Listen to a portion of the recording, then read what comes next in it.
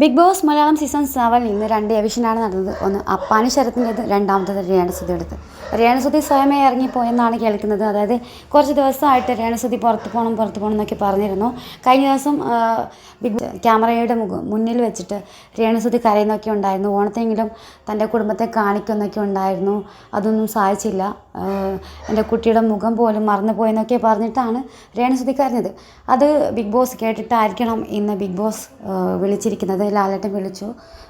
രേണുസുധി പുറത്ത് പോയെന്നൊക്കെയാണ് കേൾക്കുന്നത്. രേണുസുധി പുറത്ത് കത്തി നിൽക്കുന്ന ഒരു സമയത്താണ് ബിഗ് ബോസിനകത്ത് എത്തുന്നത്. ആ പുറത്തുള്ള ബോൾഡ്നെസ്സും കാര്യങ്ങളൊക്കെ ബിഗ് ബോസിനകത്ത് കാണുമെന്നാണ് ബിഗ് ബോസിൽ നമ്മുടെ രേണുസുധിയെ സ്നേഹിക്കുന്ന പ്രേക്ഷകരെല്ലാം കരുതുന്നത്. പക്ഷെ അതൊന്നും കണ്ടില്ല. അതുകൊണ്ട് തന്നെ പ്രേക്ഷകരെല്ലാം നിരാശയിലായിരിക്കാം. എന്തായാലും രേണുസുധിയെ ഇഷ്ടപ്പെടുന്നവർക്ക് ഒരു നിരാശ തന്നെയാണ് ബിഗ് ബോസിലൂടെ രേണുസുധി കൊടുത്തത്. കാരണം തൻ്റെ നെഗറ്റീവ് ഇമേജ് പോസിറ്റീവ് വെക്കാൻ പറ്റിയൊരു ചാൻസ് ആയിരുന്നു രേണുസുധി കളഞ്ഞു കുളിച്ചത്. നല്ലൊരു ഓപ്പർച്യൂണിറ്റി. നന്നായിട്ട് കളിച്ചിരുന്നെങ്കിൽ, ആ ഒരു ബോൾഡ്നെസ് കാണിച്ചിരുന്നെങ്കിൽ ബിഗ് ബോസിലെ ലാസ്റ്റ് വരെ ഉണ്ടാവാൻ ചാൻസുള്ള ആളായിരുന്നു. എന്നാൽ ഇതൊക്കെ വേണ്ടാന്ന് വെച്ച് ബിഗ് ബോസിൽ നിന്ന് പുറത്തു പോയിരിക്കുകയാണ്. അതും തൻ്റെ കുടുംബത്തിന് അല്ലെങ്കിൽ മക്കൾക്ക് വേണ്ടി.